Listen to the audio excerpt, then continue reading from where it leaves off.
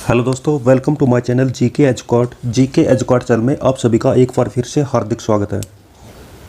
दोस्तों, ये मेरी इंग्लिश ग्रामर की सीरीज चल रही है जिसको मैं लूसेंट इंग्लिश ग्रामर बुक से कवर कर रहा हूँ। अभी हमारा चैप्टर नंबर 12 चल रहा है, वॉइस के चैप्टर में हमने कवर किया था वॉइस की डेफिनेशंस, वॉइस के टाइप्स। वॉइस दो टाइप्स के होते हैं, active voice and passive voice. Active voice से पैसिव वॉइस में कन्वर्ट करने के लिए हम किन रूल्स को फॉलो करते हैं, बेसिक रूल्स हमने लास्ट वीडियो में पढ़े थे। यानी कि 8 तरह के टेंसेज में एक्टिव वॉइस से पैसिव वॉइस में हम चेंज करते हैं। उन सब के रूल्स हमने लास्ट वीडियो में कवर किए थे। वे कौन कौन से टेंसेज थे आप लास्ट वीडियो में जाकर देख सकते हैं। तो चलिए दोस्तों, शुरू करते हैं वॉइस के चैप्टर का video number 2।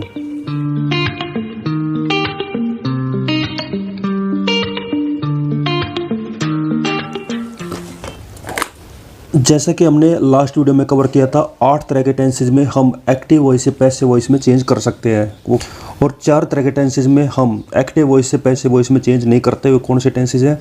Present perfect continuous tense, past perfect continuous tense, future continuous tense, future perfect continuous tense. तो 4 टेंसेज हैं जिनकी पैसिव फॉर्म्स नहीं होती। ये किसने बताया? ये माइकल स्वान ने बताया, जो कि ग्रामरियन है। उन्होंने बताया कि ऊपर के टेंसेज को हमें चेंज करने की ज़रूरत नहीं होती। अगर फिर भी आप चेंज करना चाहते हैं तो आप क्या करेंगे, आप खाली बिंग जोड़कर एक्टिव से पैसिव वॉइस बना सकते हैं।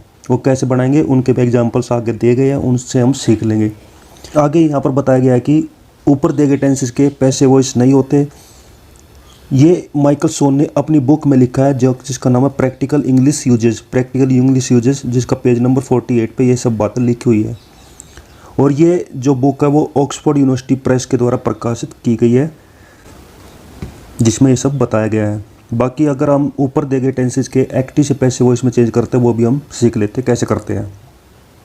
जिसमें फर्स्ट आ जाए प्रेजेंट परफेक्ट कंटिन्यूस टेंस। पहले तो आप सब याद रखिए, फिर से मैं रिपीट कर देता हूँ। एक्टिव वॉइस से पैसिव वॉइस में कैसे चेंज करेंगे? सब्जेक्ट, वर्ब और ऑब्जेक्ट रहेगा। एक्टिव वॉइस में क्या रहेगा? सब्जेक्ट, वर्ब और ऑब्जेक्ट। ऑब्जेक्ट को आप सब्जेक्ट बनाएंगे, वर्ब के साथ आप ऑक्सिलरी वर्ब का यूज करके वर्ब की थर्ड फॉर्म का यूज करेंगे।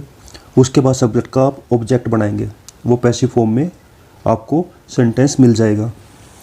तो प्रेजेंट परफेक्ट कंटिन्यूस टेंस के एग्जांपल्स देखते हैं। फर्स्ट है he has been writing a letter for an hour. तो हैज़ बीन राइटिंग, ये क्या है? प्रेजेंट परफेक्ट कंटिन्यूस टेंस का एग्जाम्पल है। इसको हम चेंज करेंगे पैसिव वॉइस में। तो ए लेटर और फॉर एन आवर में हम ए लेटर को लेंगे, ऑब्जेक्ट है। A letter has being written, तो राइटिंग को हमने किस में चेंज कर दिया? बीइंग रिटन में। हैज़ बीन हमने सेम यूज़ किया, राइटिंग को हमने चेंज किया बीइंग रिटन में, जैसे ऊपर बताया गया था। ये जितने भी कंटिन्यूस टेंस है उसके आईएनजी को हम बीइंग में चेंज करेंगे और राइट का थर्ड फॉर्म यूज़ करेंगे, written. A letter has been being written by him for an hour. Next है the girls have been learning music for several months. तो music has been being learned by the girls for several months. Next है past perfect continuous tense. इसका example है mister Thakur had been writing this book for 6 month. तो had been writing क्या हुआ? Past perfect continuous tense. इसको हम change करेंगे passive voice में। This book had been being written by mister Thakur for 6 month. Next आ जाता है Gudiya had been waiting for her lover since 1990। तो फॉर हर लवर को हम सब्जेक्ट बनाएंगे, her lover had been being waited for by Gudiya since 1990। अब पढ़ते future continuous tense. तो एग्जांपल है the boy will be playing hockey. तो विल बी प्लेइंग, ये क्या हुआ? Continuous tense in future. तो इसको हम चेंज करेंगे पैसिव वॉइस में। कैसे? Hockey will be being played by the boys. Next है all next year the tailor will be sewing the dresses. तो all next year the dresses will being sewed by the tailor. तो इस प्रकार से हम change करेंगे। और last ये टेंस आ जाता है फ्यूचर परफेक्ट कंटिन्यूस टेंस, जिसमें हम यूज करेंगे will have been plus verb की फर्स्ट फॉर्म के साथ ING. They will have been making the toys for 2 years। तो द टॉयज को उठाएंगे, the toys will have been being made में चेंज करेंगे for 2 years। Student will have been preparing for the NDA examination from 2025 to 2025। NDA exam हम pick करेंगे as a subject. The end examination will have been being prepared by the students from 2025। आगे यहाँ पर बताया गया है कि आप बाय के साथ ऑप्शनल एजेंट यानी कि ऑप्शनल ऑब्जेक्ट लगा सकते हैं जब इसकी ज़्यादा रिक्वायरमेंट हो। कई बार सेंटेंस के अंदर बाय ऑब्जेक्ट लगाए बिना भी सेंटेंस का मीनिंग निकल जाता है जो कि सेम रहता है। वो आगे हम और पढ़ेंगे तो समझ में आएंगे। आगे चलते स्पेशल रूल्स। नरेशन और वॉइस में क्या डिफरेंस है? नरेशन में हम टेंस चेंज करते थे, लेकिन वॉइस में हम टेंस चेंज नहीं करते हैं। हम टेंस सेम टेंस यूज करते हैं, बस वर्ब की थर्ड फॉर्म में यूज करके। इसमें हम टेंस चेंज नहीं करते, ये याद रखना। अब स्पेशल रूल्स पढ़ते हैं जिसमें रूल नंबर 9 आ जाता है। रूल नंबर 9 में बताया गया है कि अगर एक्टिव सेंटेंस इस स्ट्रक्चर में हो, किसमें? सब्जेक्ट, उसके साथ मॉडल ऑक्सिलरी वर्ब का यूज किया गया है, फिर वर्ब की फर्स्ट फॉर्म का यूज किया गया है, उसके बाद ऑब्जेक्ट का यूज किया गया है। सिंपल है। सब्जेक्ट के साथ के बाद क्या लगा है? Auxiliary verb, modal auxiliary verb. Auxiliary verb कौन से होते हैं? Is, am, are, was, were, do, does, did, has, have, had, ये सब क्या होते हैं? ऑक्सिलरी वर्ब्स होते हैं। लेकिन मॉडल ऑक्सिलरी वर्ब्स होते हैं जो मॉडल के रूप में होते हैं, जैसे कि shall, will, can, could, may, might, should, could, must, ought to, ये होते हैं मॉडल ऑक्सिलरी वर्ब्स। जब सब्जेक्ट के बाद मॉडल ऑक्सिलरी वर्ब का यूज किया गया, उसके बाद वर्ब की फर्स्ट फॉर्म का यूज है, फिर ऑब्जेक्ट का यूज है। इसको हम कैसे चेंज करेंगे? पैसिव वॉइस में। जब हम पैसिव वॉइस में चेंज करेंगे तो उसका स्ट्रक्चर बनेगा पैसिव सब्जेक्ट, ऑब्जेक्ट का हम सब्जेक्ट बनाएंगे, फिर मॉडल ऑक्सिलरी वर्ब का सेम यूज करेंगे, उसके साथ बी यूज करेंगे। क्या लगाएंगे? बी लगाएंगे, ये याद रखना। फिर उसके बाद वर्ब की थर्ड फॉर्म यूज करेंगे, फिर बाय का यूज करेंगे, फिर पैसिव ऑब्जेक्ट यूज करेंगे। पैसिव ऑब्जेक्ट क्या रहेगा? एक्टिव सेंटेंस का जो सब्जेक्ट होगा वो पैसिव वॉइस का ऑब्जेक्ट बन जाएगा। एग्जाम्पल देखते हैं। I must help the poor, तो मस्ट क्या हो इसमें? मॉडल ऑक्सिलरी वर्ब, तो मस्ट को हम चेंज करेंगे मस्ट बी में। बाकी हम जनरल रूल्स फॉलो करेंगे जैसे हम पहले चेंज करते हुए, पहले हम चेंज करने के लिए यूज करते हुए आए हैं। तो हेल्प द पुअर, तो द पुअर को पिक करेंगे। The poor must be helped by me, simple है। Next, he can speak English, तो English can be spoken by him, तो कैन का क्या बन जाएगा? कैन बी, वर्ब की थर्ड फॉर्म स्पोकन, फिर बाय लगा के ऑब्जेक्ट को लिखेंगे तो ही का हिम बनेगा। We should love our country should be loved, तो बाय अस भी लिख सकते हैं, लेकिन यहाँ पे बाय अस के बिना ही इस सेंटेंस का मीनिंग निकल के आ जाता है। नेक्स्ट है, they may win the match may be won, match जीता जाएगा। नेक्स्ट है, one should keep one's promises, तो वंस प्रोमिसेस को हम बनाएंगे ओनली प्रोमिसेस, तो वंस को हम रिमूव करेंगे, ये इंपॉर्टेंट है, ये याद रखना, ये खाली लिखेंगे promises. Promises should be kept और बाय वन को हम यूज नहीं करेंगे। Next, they must do it at once, तो इसको चेंज करेंगे, it must be done at once. Next है, anybody can easily do this work, तो this work can be easily done, तो ये ईजिली एक्स्ट्रा लगा है जो कि कैन के साथ जुड़ के आ जाएगा, कैन बी ईजिली हो जाएगा। नेक्स्ट है, nobody could kill the criminal could not be killed, nobody आ जाता है क्योंकि ये नेगेटिव सेंटेंस हो जाता है, तो हम कुड के साथ ही नोट का यूज करेंगे, तो कुड नॉट बी किल्ड इस तरह से यूज किया जाएगा, वर्ब की थर्ड फॉर्म का यूज किया जाएगा कुड नॉट बी के बाद। नेक्स्ट है, everyone will do this homework, his homework will be done by everyone. Next आ जाता है रूल नंबर 10, जिसमें क्या बताया गया है, अगर स्ट्रक्चर इस प्रकार से है, सब्जेक्ट, उसके बाद मॉडल ऑक्सिलरी वर्ब, उसके बाद हैव को और जोड़ दिया जाता है, और उसके बाद वर्ब की थर्ड फॉर्म का यूज किया जाता है, फिर ऑब्जेक्ट आ जाता है, तो सेंटेंस इस प्रकार से है जो कि एक्टिव वॉइस में है, तो उसको पैसिव वॉइस में हम कैसे चेंज करेंगे। इसमें क्या सिर्फ एक्स्ट्रा हैव को जोड़ा है, और हैव के साथ हमेशा वर्ब की थर्ड फॉर्म यूज होती है, तो फिर से हम ऑब्जेक्ट को सब्जेक्ट बनाएंगे, फिर मॉडल ऑक्सिलरी वर्ब जो दिया गया है उसको सेम यूज करेंगे, उसके बाद हैव को हम चेंज कर देंगे हैव बीन में, ऊपर में, और इसमें यही डिफरेंस है, ऊपर हम बी में चेंज करते थे, यहाँ पर हम यूज करेंगे हैव बीन, फिर वर्ब की थर्ड फॉर्म का यूज करेंगे, फिर बाय के बाद हम लगाएंगे ऑब्जेक्ट जो कि एक्टिव सेंटेंस का क्या होगा, सब्जेक्ट, उसको बनाएंगे हम ऑब्जेक्ट। सेंटेंस देखते हैं, we must have respected our elders must have been respected by us, आप बाय अस भी लिख सकते हैं और ना भी लिख सकते हैं, इनका मीनिंग सेम निकलता है। You could have written the letter could have been written by you. Next है, he will have sold the sums will have been sold by him. Next है he must have done that work must have been done by him. Next है we ought to have loved our neighbors ought to have been loved by us। Next आ जाता है rule number 11। Rule number 11 में बताया गया है अगर sentence active sentence जो है इस फॉर्मेट में हो, किस फॉर्मेट में, सब्जेक्ट है, सब्जेक्ट के बाद is am are was were has have had, यानी कि ऑक्सिलरी वर्ब दी गई है, उसके बाद इन्फिनिटी का यूज किया गया है। इन्फिनिटिव का मतलब है टू प्लस वर्ब की फर्स्ट फॉर्म, उसके बाद ऑब्जेक्ट का यूज है। जैसे सेंटेंस है I am to write a book, subject का यूज है, उसके बाद ऑक्सिलरी वर्ब का यूज है एम, उसके बाद इन्फिनिटिव का यूज है यानी टू प्लस वर्ब की फर्स्ट फॉर्म टू राइट, उसके बाद ऑब्जेक्ट का यूज है, सब्जेक्ट का यूज है, ऑक्सिलरी वर्ब का यूज है, उसके बाद इन्फिनिटिव का यूज है, उसके बाद ऑब्जेक्ट का यूज है। इसको हम कैसे चेंज करेंगे, पैसिव वॉइस में उसका स्ट्रक्चर बनेगा, सब्जेक्ट लिखेंगे पहले, उसके बाद सेम ऑक्सिलरी वर्ब का यूज करेंगे जो कि दी गई है, उसके बाद टू बी लगाएंगे, टू को हम चेंज कर देंगे टू बी में, फिर वर्ब की थर्ड फॉर्म, फिर बाय, फिर पैसिव ऑब्जेक्ट। कोई तो a book is to be, क्योंकि यहाँ पे एम यूज था इसको हमने चेंज किया इज में, क्योंकि ए बुक के साथ हम इज का यूज करेंगे, फिर टू बी को लगाएंगे, फिर वर्ब की थर्ड फॉर्म रिटन का यूज करेंगे, फिर बाय, फिर मी। उसी प्रकार से ही is to read the Upanishad is to be read by him. My wife was to buy a necklace, a necklace was to be bought by my wife. Next आ जाता है he has to purchase a radio set, तो a radio set has to be purchased by him. Next है I have to do it has to be done by me. They had to play badminton had to be played, तो इस प्रकार से हम change करेंगे।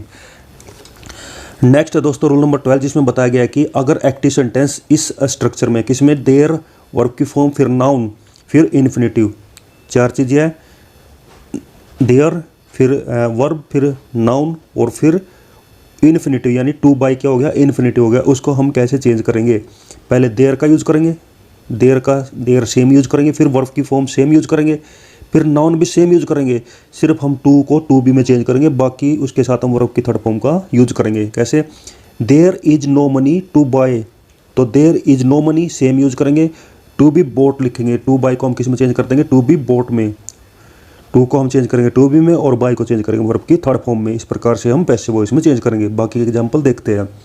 There is nothing to gain, there is nothing to be gain, there is time to study, there is time to be studied. Next है there is nothing to say, there is nothing to be said. Next है there was time to labour, there was time to be laboured. अब आ जाता है rule number 13। Rule number 13 में क्या बताया गया है, अगर इट का प्रयोग है, उसके बाद वर्ब की फॉर्म का यूज किया गया है, फिर नाउन का यूज किया गया है, फिर इन्फिनिटिव का यूज है, फिर ऑब्जेक्ट भी साथ में जोड़ा है। ऊपर देयर था, यहाँ पे इट यूज किया गया है और बाकी सेम है, इसमें एक्स्ट्रा ऑब्जेक्ट का भी यूज है। इसको हम कैसे चेंज करेंगे, it plus verb plus noun, इसका सेम यूज करेंगे, इट वर्ब प्लस नाउन को सेम यूज करेंगे, it plus verb plus noun जो इट से स्टार्ट है सेंटेंस, उसके बाद फॉर का यूज करेंगे। क्या यूज करेंगे, फॉर का यूज करेंगे, फिर ऑब्जेक्ट का यूज करेंगे, जो ऑब्जेक्ट लास्ट में दिया गया है उसका हम यूज करेंगे फॉर के बाद, उसके बाद टू बी वर्ब की थर्ड फॉर्म उसके बाद यूज करेंगे, यानी टू वर्ब की फॉर्म को हम चेंज करेंगे टू प्लस वर्ब की थर्ड फॉर्म। एग्जाम्पल देखते हैं, it is time to prepare for the examination, तो इसको हम चेंज करेंगे, it is time same use करेंगे, फॉर उसके बाद किसका यूज करेंगे, फॉर का, उसके बाद द एग्जामिनेशन को उठाएंगे, फॉर के बाद यूज करेंगे फॉर द एग्जामिनेशन, या ऑलरेडी फॉर है तो इसको हम सेम यूज कर लेंगे। उसके बाद टू प्रिपेयर को चेंज करेंगे टू बी प्रिपेयर्ड, याद रहेगा। एक और देखते हैं, it is time to learn computer, तो it is time for computer to be learned. Next है, it is time to do our homework, तो it is time same use करेंगे, it is time for our homework, for के बाद our homework, उसके बाद to do को हम change करेंगे टू बी डन में। नेक्स्ट है, it is now time to play cricket, तो इट इज़ नाउ टाइम को सेम यूज करेंगे, it is now time for cricket to be played. समझ में आया होगा। नेक्स्ट चलते हैं रूल नंबर 14। रूल नंबर 14 में सब्जेक्ट है, सब्जेक्ट के बाद वर्ब की फॉर्म दी गई है, उसके बाद नाउन या फिर प्रनाउन मिलेगा। सब्जेक्ट वर्ब के बाद क्या मिलेगा, नाउन या प्रनाउन, उसके बाद इन्फिनिटिव का यूज होगा टू प्लस वर्ब की फर्स्ट फॉर्म, और फिर ऑब्जेक्ट आपको मिलेगा। तो तो उस सेंटेंस को आप पैसिव वॉइस में कैसे चेंज करेंगे। ये जो दिए गए हैं इनको आपको रटने की ज़रूरत नहीं है, बस आप एग्जाम्पल इनके पढ़िए, एक बार पढ़िए, 2 बार पढ़िए, आपकी समझ में आ जाएंगे। वॉइस कभी भी टफ नहीं होता, वॉइस को याद रखना बहुत आसान है, इनका सिंपल तरीका चेंज करने का। आप सेंटेंस को देखकर भी चेंज कर सकते हैं, बस थोड़ा सा एक बार आप रिवाइज करेंगे, 1-2 बार इसको पढ़ेंगे तो आप सीख जाएंगे। जैसे फर्स्ट एग्जांपल है, I like audience to respect me, तो इसको हम चेंज करें I like to be respected. तो यहाँ पे ऑडियंस को रिमूव करेंगे, टू रिस्पेक्ट को चेंज करेंगे टू बी रिस्पेक्टेड में, I like to be respected. Next है he wants someone to tell a story, क्योंकि यहाँ पे ऑडियंस क्या था, नाउन था, प्रनाउन था, यहाँ पे समवन क्या है, नाउन प्रनाउन है, और नाउन प्रनाउन का हम पैसिव वॉइस में यूज नहीं करेंगे। तो ही वांट्स का सेम रहेगा, ही वांट्स, फिर a story to be told, to tell किस में चेंज हो जाएगा, टू बी टोल्ड में। नेक्स्ट है the teacher likes Mohan to read the Ramayana, तो इसको कैसे लिखेंगे, the teacher likes the Ramayana use करेंगे, द रामायणा, और टू रीड को यूज करेंगे टू बी रेड, और मोहन को हम यूज करेंगे बाय मोहन। नेक्स्ट है he wants people to like him, तो he wants to be liked, to like को चेंज करके to be liked by people भी यूज आप कर सकते हैं। तो हिम के बिना ये मीनिंग निकल जाता है, इसलिए हिम को हमने पैसिव वॉइस में यूज नहीं किया। नेक्स्ट सेंटेंस आता है she has to be see it और टू बिलीव इट, तो इस प्रकार सेंटेंस मिलेगा, आप कैसे चेंज करेंगे, she has to be seen, to see को चेंज करेंगे टू बी सीन, और टू बिलीव को चेंज करेंगे to be believed by her, या फिर आप खाली ऐसे भी लिख सकते हैं, बाय हर के बिना भी लिख सकते हैं। नेक्स्ट आ जाता है रोल नंबर 15, जिसमें इम्पेरेटिव सेंटेंस को चेंज करना बताया गया है। इम्पेरेटिव सेंटेंस आपको मिलते हैं। इम्पेरेटिव सेंटेंसेस कौन से होते हैं, इम्पेरेटिव सेंटेंस होते हैं जिनमें कमांड का बोध हो, ऑर्डर का बोध हो, एडवाइस का बोध हो, रिक्वेस्ट का बोध हो, वो उनको बोलते हैं इम्पेरेटिव सेंटेंस। और इम्पेरेटिव सेंटेंस को आप कैसे पैसिव वॉइस में चेंज करेंगे, ये सीक्वेंस में हम सीखेंगे, जिसमें फर्स्ट हम सीखते हैं ऑर्डर और कमांड वाले वाक्य हैं।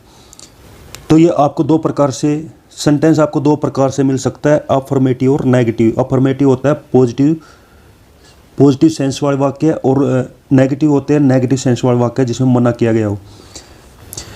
तो अफर्मेटिव वाले इंपेरेटिव सेंटेंस को आप किस प्रकार से पैसिव वॉइस में चेंज करेंगे। सबसे पहले आप लेट का यूज करेंगे, फिर सब्जेक्ट का यूज करेंगे, लेट सब्जेक्ट, फिर बी का यूज करेंगे, फिर वर्ब की थर्ड फॉर्म का यूज करेंगे, और बाकी अगर कुछ अदर वर्ड्स जुड़े हैं तो उनको भी हम लास्ट में यूज करेंगे। अगर वो नेगेटिव सेंटेंस है तब आप कैसे चेंज करेंगे, पहले लेट का यूज करेंगे, फिर सब्जेक्ट का यूज करेंगे, फिर नॉट बी का यूज करेंगे, फिर वर्ब की थर्ड फॉर्म का यूज करेंगे, फिर अदर वर्ड्स का यूज करेंगे। एग्जाम्पल से सीखते हैं। फर्स्ट है स्विच ऑन द लाइट, तो स्विच ऑन द लाइट क्या है, अफर्मेटिव, इसमें हम लगाएंगे लेट, फिर उसके बाद सब्जेक्ट द लाइट, फिर बी का यूज करेंगे, फिर स्विच्ड वर्ब की थर्ड फॉर्म, फिर लास्ट में ऑन, स्विच ऑन को लास्ट में यूज करेंगे, switched on. Open the window, let the window be opened. Bring a bottle of whisky, let a bottle of whisky be brought. Next है inform the police of crime, let the police be informed of the crime, या आप change कर सकते हैं, let the police of the crime be informed, इस प्रकार से भी यूज कर सकते हैं, या फिर इस प्रकार से भी लिख सकते हैं, let the police be informed of the crime. दोनों का सेंस सेम है। नेक्स्ट है shut the door, let the door be shut. Post this letter, let this letter be posted. Next आ जाते हैं नेगेटिव इंपेरेटिव सेंटेंस, जिसमें don't का use है। Don't insult the poor, let the poor not to be insulted, तो यहाँ पे be के साथ क्या जुड़ जाएगा, not. Don't touch the naked wire, let the naked wire not to be touched. Don't pluck the mangoes, let the mangoes not to be plucked. आगे यहाँ पर कुछ स्पेशल वाक्य बताए गए। टर्न हर आउट, तो let her be turned out, तो her को सिंपल उठाया, लेट हर, उसके बाद बी का यूज, फिर वर्ब की थर्ड का फॉर्म यूज, उसके बाद लास्ट में आउट का यूज। नेक्स्ट है tell her to read the Gita, tell her को हम चेंज करेंगे, let her be told to read the Gita. Next यहाँ पर 3 इंपॉर्टेंट चीज़ें बताई गई है, उनको हम पढ़ते समझते हैं। फर्स्ट में बताया गया है कि इंपेरेटिव सेंटेंस के पैसिव में बाय यू का प्रयोग नहीं किया जाता, इसलिए आपने ऊपर देखा होगा जितने आपने एग्जाम्पल पढ़े हैं किसी में भी बाय यूज का यूज नहीं हुआ है।